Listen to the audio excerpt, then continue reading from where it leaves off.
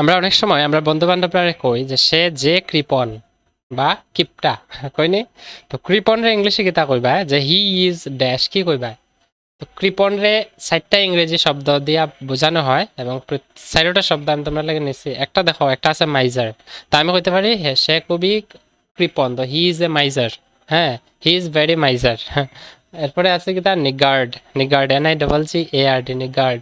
তারপরেটা আছে দেখো close fisted.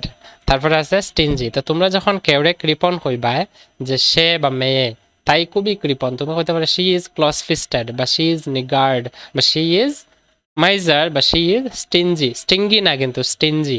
ঠিক আছে, তো এই 4টা ওয়ার্ড আমরা যেহেতু দৈনন্দিন জীবনে একজনকে আরেকজনে কই কৃপণ বা কিপটা, তো এটা ইংলিশে তুমি কয়ার তো নিশ্চয়ই জানা জরুরি। বা কেউ যদি তোমার কইলা তুমি তো এটার মিনিং বুঝতে লাগবে না, নাইলে পরে কইবা হ্যাঁ মানে নিশ্চয়ই প্রশংসা মনে করছে।